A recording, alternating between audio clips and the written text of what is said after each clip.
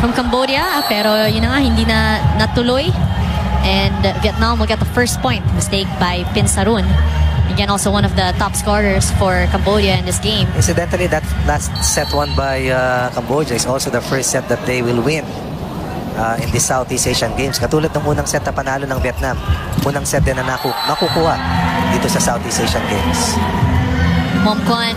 You have a feeling that mas loaded yung offensive weapons ng Cambodia compared to Vietnam, and this could be the trigger for the blue shirts to outplay Vietnam once again.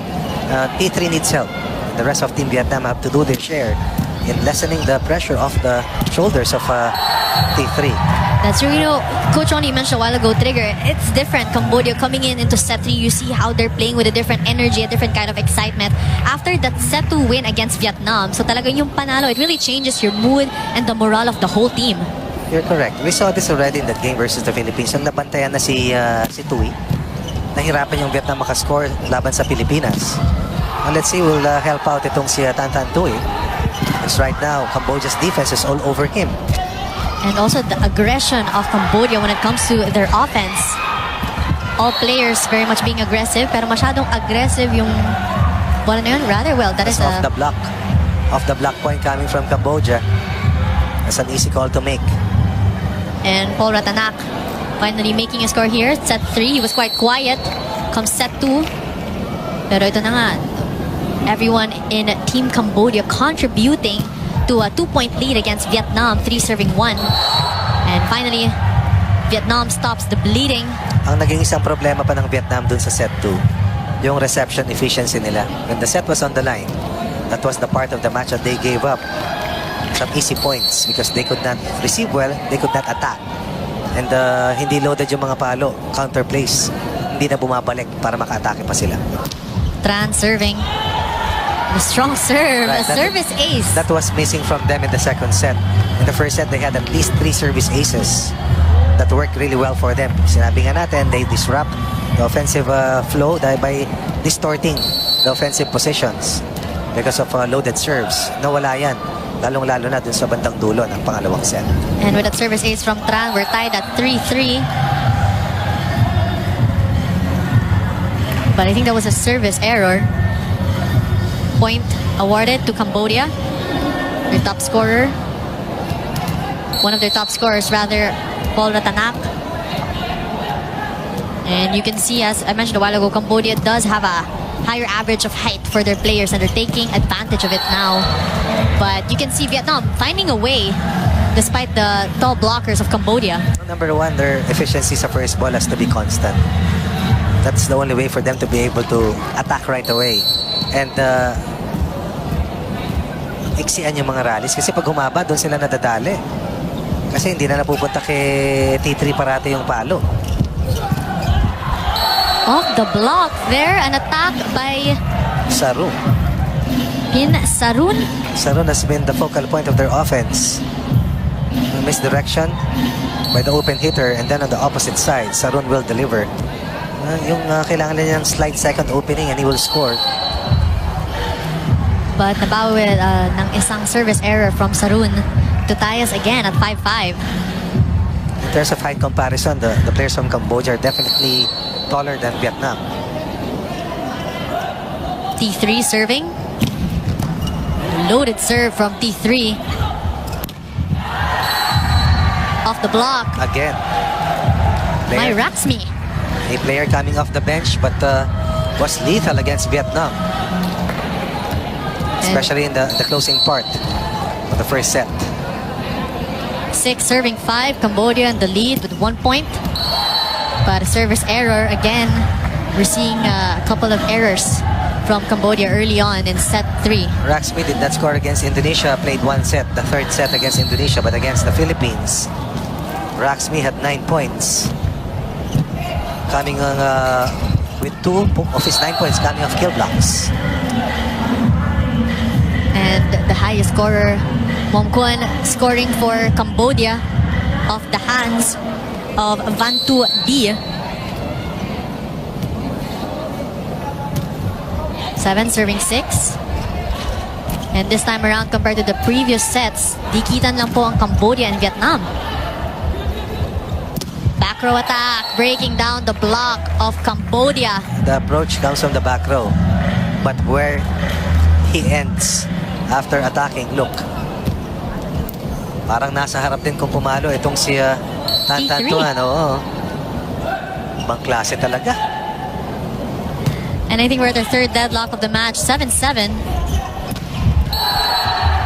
An exchange of attacks from both Cambodia and Vietnam. First technical Again, timeout, the score is more 8-7 in favor of Points of attack, Cambodia. deeper artillery is what we're seeing of Cambodia versus Vietnam. Up 1, 8-7. We're watching the second game of our men's volleyball for the 30th Southeast Asian Games, Vietnam versus Cambodia. And after this, it's going to be Team Indonesia versus Team Philippines. You're joined by me, Denise Tensai, and Coach Ronnie Magsanok.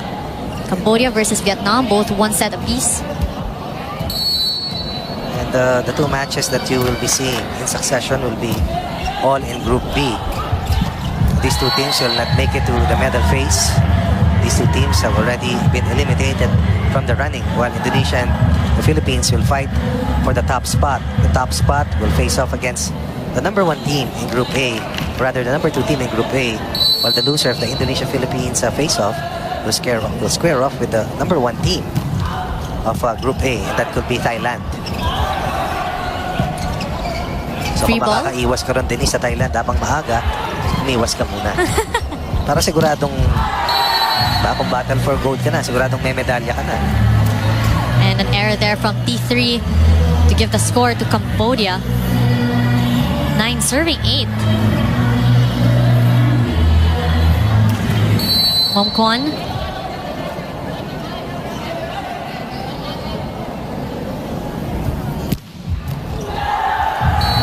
What an ace. And again, some first ball problems for Vietnam. Mas kargado yung mga serves ng Cambodia in the last 2 sets. That has caused problems for Vietnam's reception. 2-point lead Cambodia over Vietnam. Another strong serve there by their highest scorer. Chenaro setting it up, and a soft touch by Pim Sarun, but that is an error. Right, Vietnam dodging a bullet. At least finally we are able to see a middle hitter getting activated. At least may touch na. Kanina halos player number 11 and player number 14 lamang yung pumapalo para dito sa Vietnam. Tran, another great serve. Chenaro to Sarun, and a block by Vietnam That was also a missing arsenal for Vietnam. by Le and Nguyen. Right, in that second set loss. Naglaho yung kanilang matining at matibay na net defense.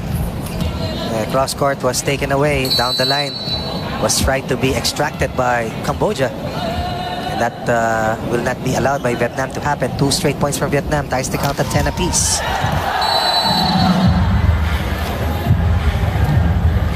And the point will be awarded to Cambodia.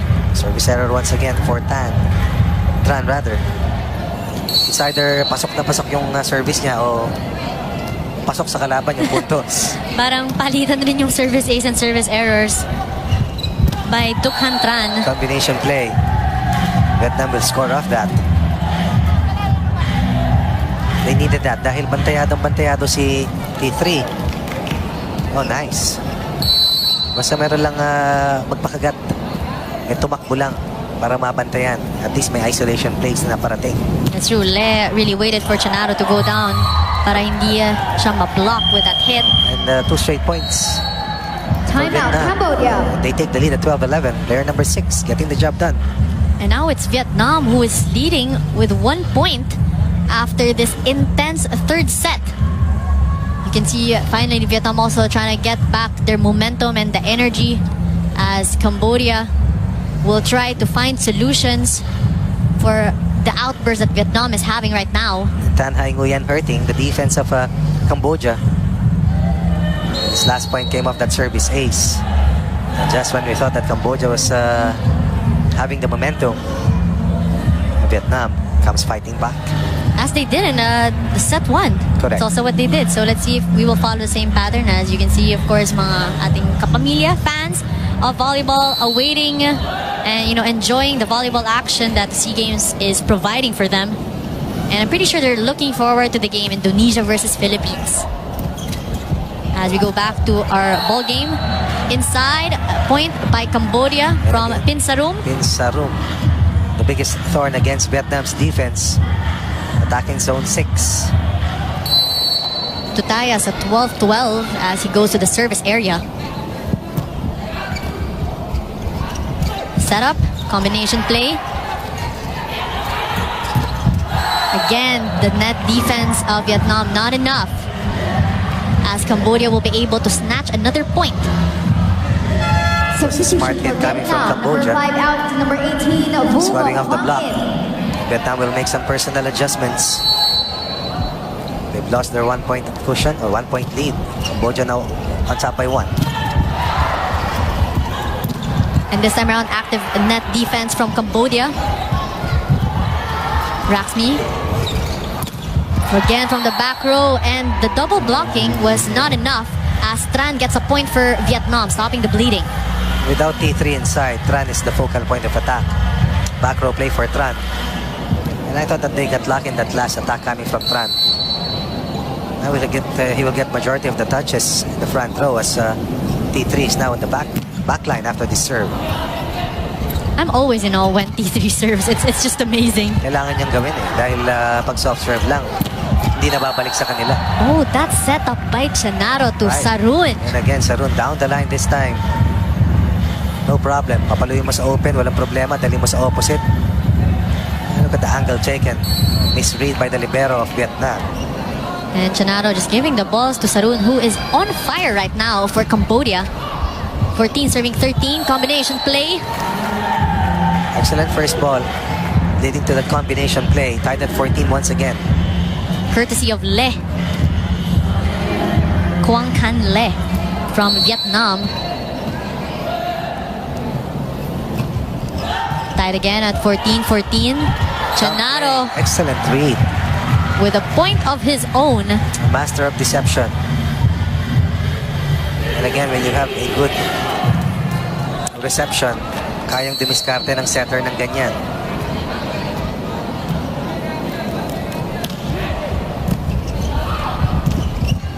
They go to Tran. Off speed. Great save there by Chanaro. An attempted dump play by Vietnam will be defended. Quick reflexes by both countries. Miscommunication there. Right, no contact. Cambodia will lose. It's a 1-point lead, tied at 15. Despite of the fact that Vietnam is not at the top of their game, they're still very much in this match. Ooh, missing that ball. Ratanak. 15 all. Ngo Quang Vu serving.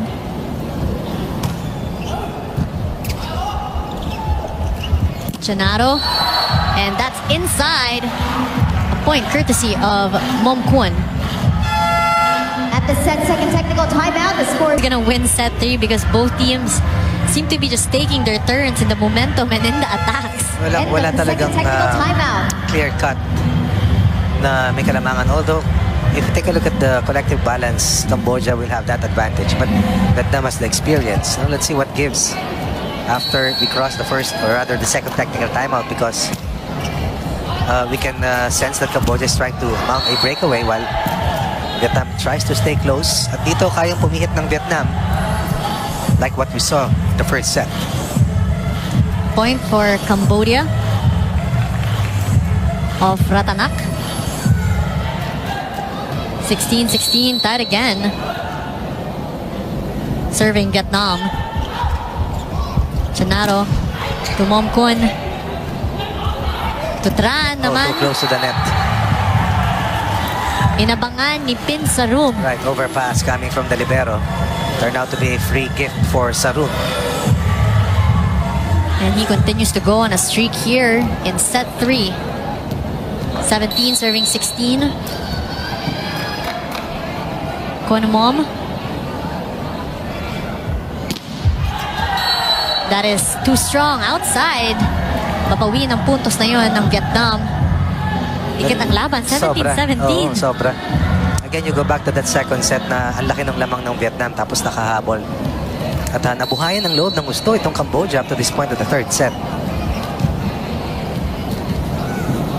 And at this point, talagang mahirap basahin who's gonna be able to get set 3. Ooh. Again, back-to-back points for Vietnam. As you can see, the frustration of Sarun. Yes, golden chance for Sarun. Piston play. And he needed a triple block to be contained. Vietnam's defense getting one critical point for them, as the second best player for Vietnam prepares to unload from the service line, and this is Tran. And you can see Vietnam adjusting already, but Cambodia has adjusted as well. That's Mom scoring from the back row. Good first ball, and then a high by the middle hitter. And a celebration for Cambodia. And a short-lived celebration earlier coming from Vietnam. Cross court, that is outside. Difficult angle taken. Looking for a cut shot. 2 straight points for Substitution Cambodia. for Vietnam, number 11 out, number 16, Thao Duc Quang In. And Tran will be substituted for number 16, Duc Quang Cao. Interesting that their coach is pulling Tran out, who continues to score so well for Vietnam. Pero baka naghahanap rin si Coach Tai Quang Lai ng sariling. Oh! That's a big offensive block coming from Cambodia. Just a single block. That set was well read. By Pinsarun again. Timeout, And that's the first time he actually rejoiced. So far, he's been on a game face every point he gets. And for the first time, Cambodia would enjoy a 2-point lead. And ayun na nga yung substitution kanina, as I was saying, you can see Coach Tai Quang Lai maybe hoping to get a spark plug from Vietnam the same way Mai Raxmi was for Cambodia. Let's see if he'll make another substitution at this stage of the third set.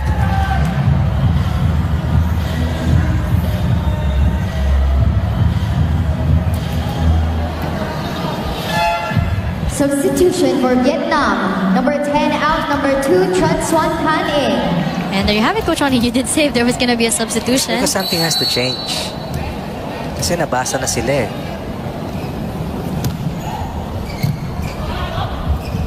Set up, combination, and then double block. Right. And that Pero was outside. finally T3 able to score against Cambodia's defense. Unlike in the first set when he exploded for multiple and consecutive attack points in the last two sets, he's been contained and shackled. Kasi alam ng Cambodia na siya yung pinupuntahan. At saka may pagod na rin yan. Okay, this time around, not even trying to break the block. He is using the blocks for him. Chanaro. Oh, chance for Vietnam. Free ball was given by Cambodia. Strong hit from Vietnam. Ooh, soft touch. oh. But That was the replacement. The new player, right? The new player. So fresh legs, excellent vertical. They get 2 straight points to tie the count at 20 apiece. So that substitution worked for Vietnam eventually. we're tied at 20-20. Ngoc Hoang Vu being effective for Team Vietnam, as it's now Cambodia's turn to make the adjustments to their plays and find solutions to the problem that Vietnam has been giving them.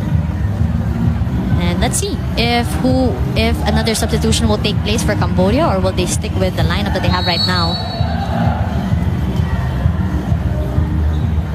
And for as long as their reception efficiency is consistent, they'll be okay. Nguyen serving.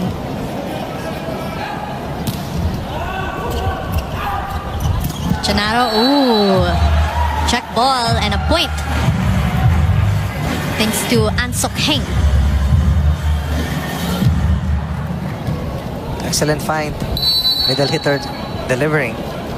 It's been a while also that since Cambodia has gone to its middle hitter. 1.8 Cambodia stopping a 2-point plan of Vietnam. That's true, and that was just a single block by Ngoc Hoang Vu. Over and above. T3 once again rises. And this allows Cambodia from inching closer to Substitution for Point number Vietnam. 25, tied at 21. Seesaw battle continues in the third set. Could be the pivotal set. That's why each team is chasing to win this set.